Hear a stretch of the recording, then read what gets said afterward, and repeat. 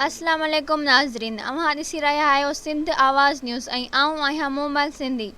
हाज़िर आहे हिन वक़्त जी अहम ख़बर। लाड़काणे में डॉक्टरनि जी लापरवाही सबबि नामयारे अदीब सत्तार हुलियो जी नियाणी अमर सिंधू जो खून ख़िलाफ़ सिंधी अदबी संगत शाख दौलतपुर सफ़न तरफ़ां मोहम्मद अली चोखियो, नियाज़ उनड़, रोशन सुमरो, मुजतबा चोखियो, मुसाफ़िर लाखो ऐं ॿियनि जी अॻुवाणीअ में दौलतपुर सफ़न प्रेस क्लब अॾो एहतिजाज मुज़ाहिरो कयो वियो। उन मौक़े ते अॻुवाणनि चयो त लाड़काणे जा डॉक्टर मसीहा बदिरां कसाई बणिजी विया आहिनि। नामयारे अदीब सत्तार हुलियो जी नियाणी अमर सिंधू खे क़त्ल मसीहाई पेशे खे दाग़दार करे छॾियो आहे। FIR दाख़िल थियण बावजूदि डॉक्टरनि ख़िलाफ़ पुलिस का बि कार्रवाई न कई आहे, जंहिं करे कातिल डॉक्टर वासन खे केस तां हथ खणाइण लाइ धमकियूं ॾेई रहिया आहिनि। असां अॼु सिंधी अदबी संगत शाख दौलतपुर सफ़न तरफ़ां इहा एहतिजाज करे रहिया आहियूं। असांजो इंतिहाई लाइक़ु अदीब कहाणीकार सत्तार हुलियो साहिबु उन जी नियाणीअ खे लाड़काणे जे इस्पताल में डॉक्टरनि लापरवाही ऐं गिफ़लत जे करे उनजो मौत वाक़ियो थियो आहे, जंहिंजी FIR दाख़िल थियण खां पोइ उनखे इंसाफ़ मिलण जे बजाए धमकियूं ॾियारियूं पियूं वञनि त तव्हां केस था हथु खणो। असां चऊं था त इन डॉक्टरनि खे गिरफ़्तार करे संदनि ख़िलाफ़ कार्रवाई कई वञे। दौलतपुर सत्तार हुलियो जे नियाणीअ जे नाहक खून जे ख़िलाफ़ एहतिजाज पिया कयूं। वॾी जेको आहे सो कानून सां मज़ाक़ कई पई वञे त हिकिड़ो माण्हू आहे, हिकिड़ो जेको आहे सो समाज जो हिकु अहम फ़र्दु आहे, उनजे नियाणीअ जी जेको आहे सो उन सां नाइंसाफ़ी थी आहे त उन जे कातिलनि खे गिरफ़्तार करण बजाए उन्हनि खे जेको आहे सो धमकाए पियो वञे।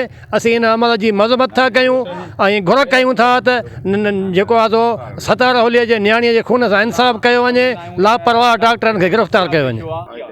अॼु दौलतपुर शहर में सास जे सॾ ते असां एहतिजाज करे रहिया आहियूं।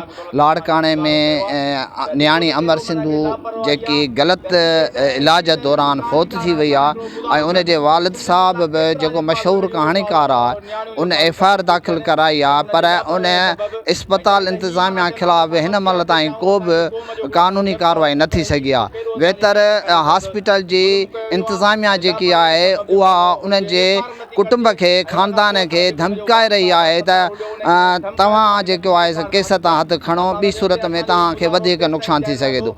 असां उन शइ जी मज़मत था कयूं ऐं मुतालबो था कयूं आला इख़्तियारनि खां त नियाणी अमर सिंधूअ जी जेके FIR दाख़िल थियल आहे उन्हनि ख़िलाफ़ फौरी तौर ते जेको आहे क़ानूनी कार्रवाई कई वञे।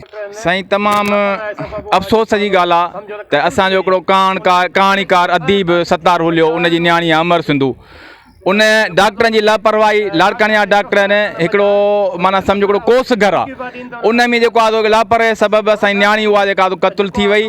त हींअर जेकॾहिं FIR उन्हनि कटराई आहे, धणनि सत्तार हुलिये साहिबु FIR कटराई आहे त उनखे धमकाए पियो वञे त जॾहिं त डॉक्टर पाण खे चवंदा आहिनि असां मसीहा पेश आहियूं, असां माना हिकिड़ो माण्हू जो दर्द था रखूं, इंसान ज़ात जो दर्द था रखूं, पर हिननि हिकिड़ो कोर्स कयो आहे। सॼे सिंध में हिननि जा जेको अहिड़ा ई अमल आहिनि। इन करे असां सिंधी अदबी संगत शाख दौलत तरफ़ां जेको मुज़ाहिरो कयो आहे ऐं इहो मुज़ाहिरो ऐं एहतिजाज तेसि ताईं जारी रहंदो जेसि ताईं सत्तार हुलिये खे इंसाफ़ नथो मिले।